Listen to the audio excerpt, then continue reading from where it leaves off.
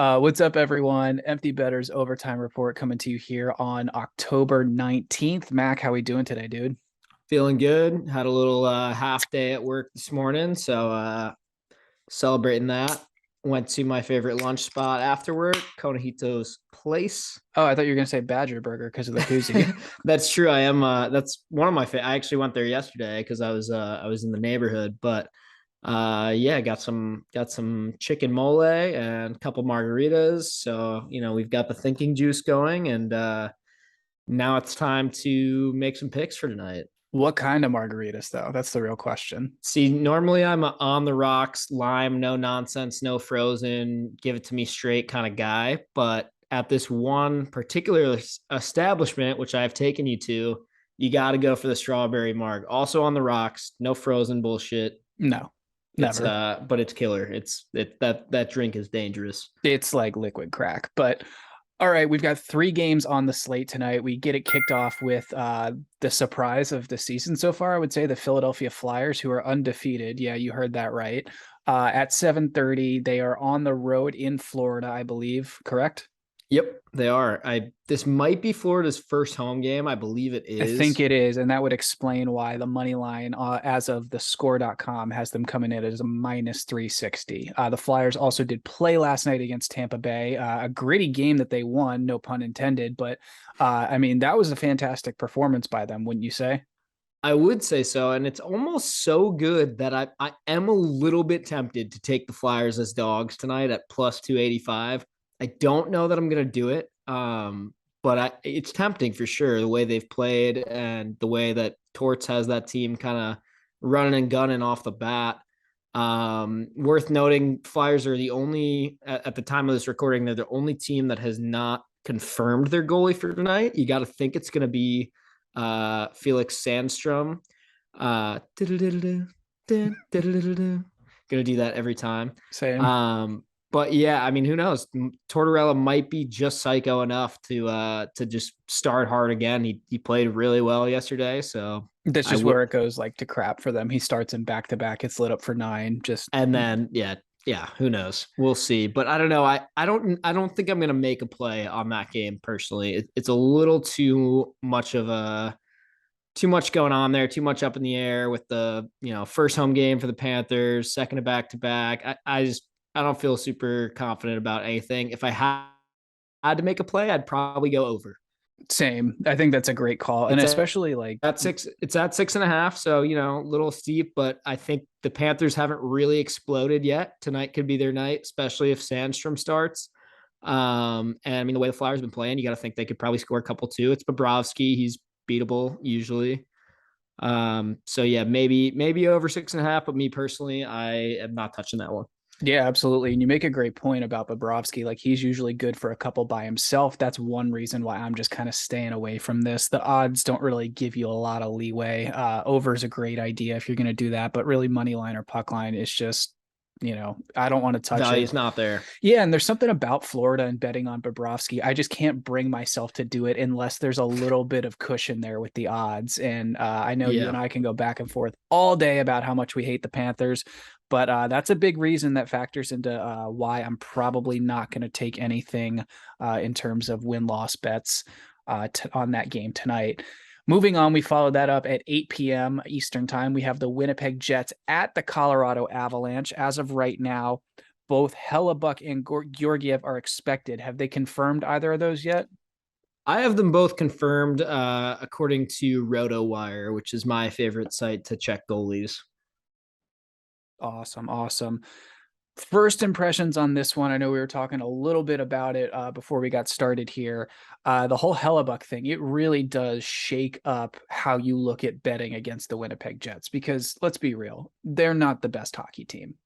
They've got some good players, they've got some good pieces, but they don't really play consistent hockey all that well. And then when you throw in a guy like Hellebuck, sort of like that Carey Price thing, or even now you would say the Vassy thing, like he can just come in and take over a game, no problem. Absolutely. Yeah. With this one, I'm playing the over. It's over. It's 6.5. So, once again, a little on the steeper side, but I feel comfortable with it. Avalanche, we all know they can score goals. They've got the star power for it. The Jets should be able to put up a couple of their own. I'm thinking, especially against Georgiev. Yeah, I feel comfortable with the over in this one, so I'm going to play that at -115. I'm liking this one a lot better. You get the Avs puck line. The score has it at a +115, and that to me is tempting. But then again, I just come back to Hellebuck. Probably going to go with just the over here. Uh, might add that to something for the 10 o'clock game. Who knows? Sure, little parlay action, little Yes. two-legged dog. Yeah, and it's just I don't know. I have such a hard time betting for whatever reason. The Winnipeg Jets love to just stick it up my hoop. Yeah. I've lost like four horrible like bad beats on them, and they were on my no betting shelf for a while. All right, But so sounds good. You bet the Avalanche, and then I'll bet the Jets so that I win because there they're you gonna go. they're gonna screw Right? you Yeah, over, and yeah. then I get them at It's +200. it's just insurance for you. All right, let's wrap up with the 10 o'clock game. We have the St. Louis Blues going up to the Pacific Northwest to visit the Seattle Kraken. What do you like about this one? So I started this morning kind of unsure about this one. This was actually the one that I was most afraid of because I couldn't really, I didn't get a gut feeling about it. But as I sort of did my research throughout the day, um, I I like the over in this one too a little bit. I think that at 6, there's always a chance for the push there, but I think that this can go over 6. Blues are a good hockey team. Kraken got better than they were last year for sure. So I'll probably play the over. I'm debating playing the Blues at -135. That feels pretty low to me. But it's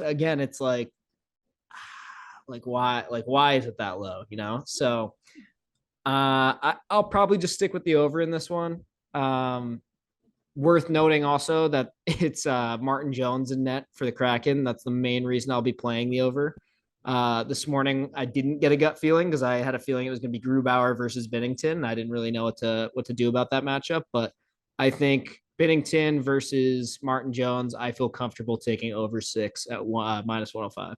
I like that a lot. And for the exact reason you just said, I'm jumping on Blues puck line on this one. I think with Martin Jones in the cage, it is a fat, juicy puck line burger at around a +180, maybe +175, depending on your site.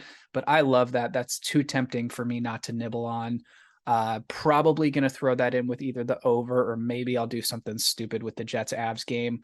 But definitely going to mix. I'll do the puck line for the Blues separate, and then I'll probably do another parlay where I sprinkle it in there. So um, doubling I down, I right? might be feeling just dangerous enough to go with a triple overplay for tonight's slate. Like the more I think about it, I'm seeing a lot of goals tonight. I hope I'm right about that, but Ooh, what I about Grand Salami?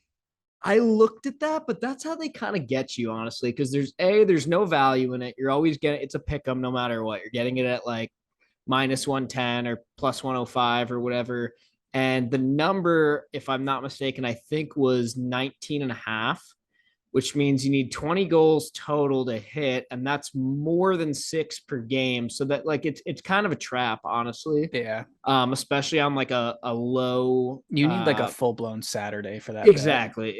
It just doesn't make sense to take Grand Salami, in my opinion, when there's only 3 games, because one of them is bound to probably not hit the over. And that's also why I probably shouldn't do a triple parlay of overs here. But I'll be playing the over in the Blues game and the over in the Avalanche game.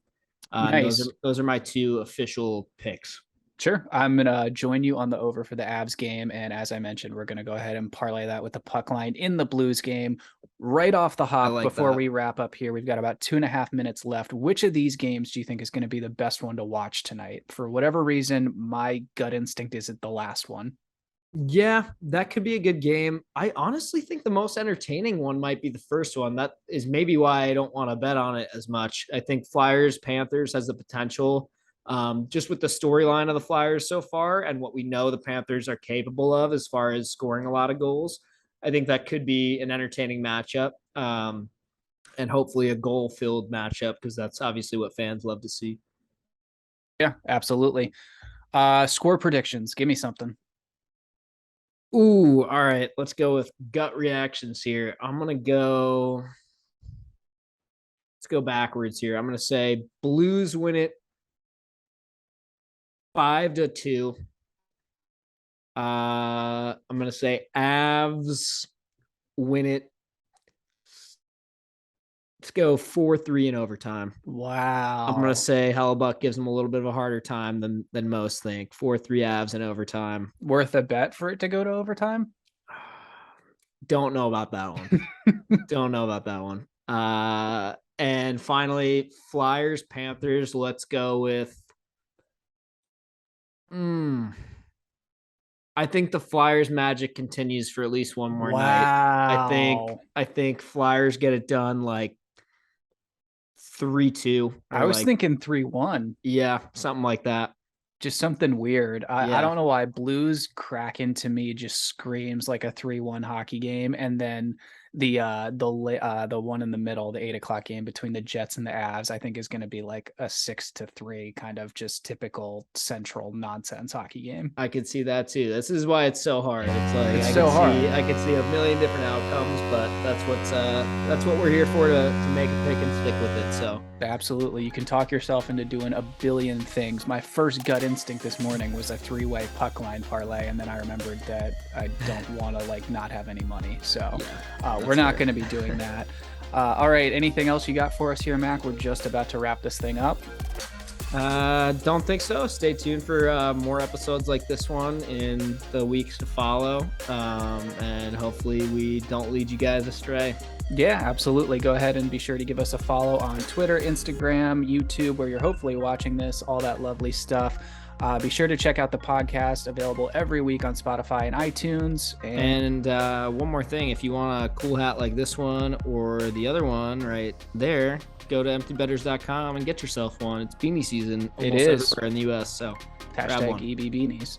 Alrighty, everyone, we will go ahead and catch you on the next one, and take it easy.